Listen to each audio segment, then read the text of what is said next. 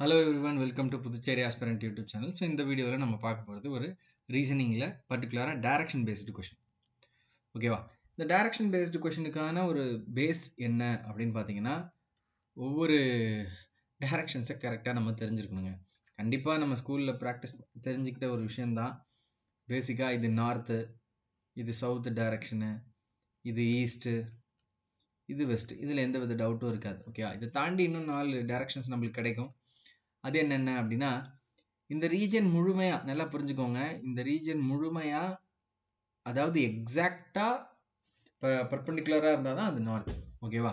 So அதுக்கு கொஞ்சம் இன்க்ளைண்டா இருந்துச்சுனாலே அது எல்லாமே நம்ம என்ன சொல்லணும் அப்படின்னா நார்த் ஈஸ்ட். இந்த ரீஜனில் இருக்கிற எல்லா விஷயங்களும் நார்த் ஈஸ்ட், நார்த் ஈஸ்ட். ஓகேவா?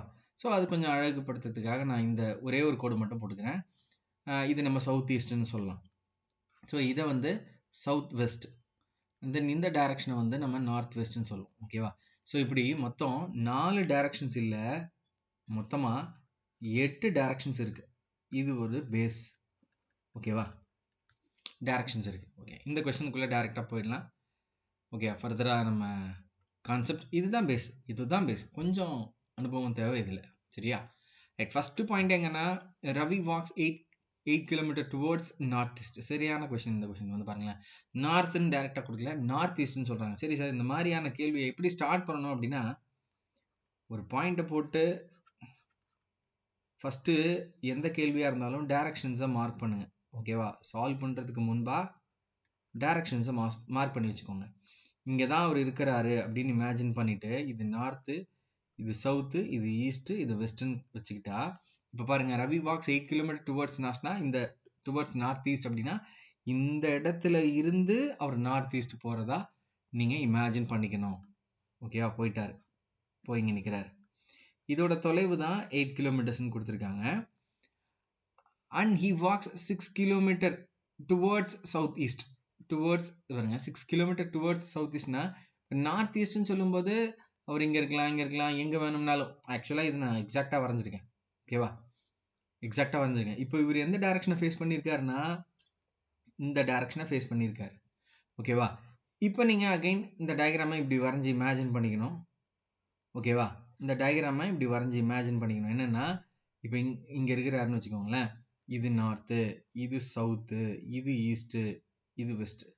ஸோ சவுத் ஈஸ்ட் அப்படின்னும் போது இது என்னவா வரும்? இப்படி வரும் இல்லையா? அந்த இடத்துல இருந்து அப்படி இது நார்த்து. நான் சொல்கிற மீனிங், இந்த இடத்த நீங்கள் இதுவாக இமேஜின் பண்ணிக்கோங்க. நான் எக்ஸாக்டாக சொல்லணும்னா, இந்த பொசிஷனை இந்த இடத்துக்கு கூட கம்பேர் பண்ணணும். சரி, 8 கிலோமீட்டர் நார்த் ஈஸ்ட்ல போயிட்டாரு அப்படின்னா, அவர் அந்த நார்த் ஈஸ்ட் டைரக்ஷனை ஃபேஸ் பண்ணி இருக்கிறாரு. அதன் பிறகு அங்கே இருந்து தான் சவுத் ஈஸ்ட் அப்படின்றத நீங்கள் நல்லா புரிஞ்சுக்கணும்னு நினைக்கிறேன். ஸோ அதனால தான் இந்த டயக்ராமை தனியாக மென்ஷன் பண்ணுறேன். இதோட தொலைவு தான் வந்து 6 கிலோமீட்டர்ஸ்னு கொடுக்குறாங்க. சரி, கேட்குறது என்ன அப்படின்னு பார்த்தீங்கன்னா, உங்களுக்கு ஃபைனலான கேள்வி என்ன? What is the find the total distance? மொத்த டிஸ்டன்ஸ் என்ன? இங்கே 8, இங்கே 6, 14 அப்படின்னும் போது இது ஒன்று இதுவோ அல்லது இதுவோ ஆன்சராக இருக்க போகுது. And then as well as the shortest, இங்கே தான் twist, shortest distance between them அப்படின்னு கேட்குறாங்கப்பா. ஷார்ட்டஸ்ட் டிஸ்டன்ஸ் பிட்வீன் தெம்னா இதுதான். இது வந்து ஒரு பித்தாகரஸ் தியரம் அப்படின்ற கான்செப்டுக்குள்ளே எடுத்துகிட்டு வருவோமா? பித்தாகரஸ் தியரம் அப்படின்ற கான்செப்டுக்குள்ளே எடுத்துகிட்டு வருவோமா? That's it. ஓகேவா? இதில் வந்து பார்த்தீங்கன்னா உங்களுக்கு கிளியராக இருக்கிற இன்ஃபர்மேஷன் அப்படின்னா, எக்ஸாக்டாக இந்த பொசிஷன் இருக்குது அண்ட் தென் இந்த பொசிஷன் இருக்குது. இதை மட்டும் நம்ம பார்க்கணும். இது 8, இது 6 அப்படின்னும்போது நம்ம இந்த இந்த இடத்த தான் கண்டுபிடிக்கணும். இதுதான் ஷார்ட்டஸ்ட் டிஸ்டன்ஸ். ஓகேவா? ஸோ இதை நம்ம பித்தாகரஸ் தியரம் படி இது ஹைப்போட்டனஸ், இது ஆப்போசிட், இல்லை இது அட்ஜசன்ட் அப்படின்னு கன்சிடர் பண்ணால், ஓகேவா, ஷார்ட்டஸ்ட் டிஸ்டன்ஸ் ஃபார் எக்ஸாம்பிள் இது நம்ம இது ஒய் அப்படின்னு ஒரு வேரியபிளாக கன்சிடர் பண்ணால், y square equal to 8 square plus 6 square. 8 square பண்ணால் நம்மளுக்கு 8 ஸ்கொயர் பண்ணால் 64, 6 ஸ்கொயர் பண்ணால் 36. ஆட் பண்ணிங்கன்னா இதோடைய வேல்யூ 100. 100க்கு ரூட் எடுக்கணுமா? ஏன்னா ஸோ அப்போ ஒயோட வேல்யூ 10. அதாவது ஷார்ட்டஸ்ட் டிஸ்டன்ஸ் 10 அப்படின்றதா சொல்கிறேன். ஓகேவா? ஸோ இது இன்னும் கிளியராக இந்த டயக்ராம் எப்போ தெளிவாக இருந்திருக்கும் அப்படின்னா, மேபி அவங்க எக்ஸாக்டாக ஈஸ்ட்டை ஃபேஸ் பண்ணுறாங்கன்னா இன்னொரு கிளாரிட்டி கிடச்சிருக்கும். ஏன்னா இது நார்த் ஈஸ்ட்டு, இது ஈஸ்ட்டு, ஏன்னா அவருக்கு ஈஸ்ட். ஸோ இது ஒரு ஒரு பெட்டர் அண்டர்ஸ்டாண்டிங்கா இதுதான் ஹைப்போட்டனஸா இருக்கும் அப்படின்ற ஒரு தெளிவு கிடைச்சிருக்கும். இங்க அந்த பாயிண்ட் இல்ல. ஓகே. ஒரு ஒரு ட்ரையல் அண்ட் எரர் மூலியமா தான் இத நம்ம கன்க்ளூட் பண்ண வேண்டியதா இருக்குது. ஓகேவா? இது 8 கிலோமீட்டர்ஸ் அண்ட் தென் இது 6 கிலோமீட்டர்ஸ். ஓகேவா? ஸோ இதுதான் ஹைப்போட்டனஸா இருக்கும் அப்படின்னு இப்ப இந்த டயக்ராமேட்டிக்ல ஒரு தெளிவு கிடைச்சது. பட் அதுல அந்த அளவுக்கு இல்ல. ஓகேவா? சரி எனிவே இந்த பாயிண்ட் இந்த பர்ட்டிகுலர் டைரக்ஷன வந்து அவங்க எக்ஸாக்ட்டா ஈஸ்ட் அப்படின்னு சொல்லியிருந்தா ரொம்ப கான்ஃபிடென்ட்டா நம்ம ஆன்சரை 10 பண்ண முடியும். இப்ப இல்லாத பட்சத்திலயும் ஒரு ட்ரையல் அண்ட் எரர். ஏன்னா இத நீங்க நெகட்டிவ்னு கன்சிடர் பண்ணி ட்ரை பண்ணீங்கன்னா 8 ஸ்கொயர் 64 6 ஸ்கொயர் 36 அப்படின்னும்போது இதை சப்ட்ராக்ட் பண்ணா 28 அப்படின்றது தான் கிடைக்கும். இது ரூட் எடுக்க முடியாது. அந்த காரணங்களால ஸோ டிஃப்ரெண்டா நம்ம முயற்சி பண்ணும்போது நம்மளுக்கு கிடைச்ச வழி இதுதான்.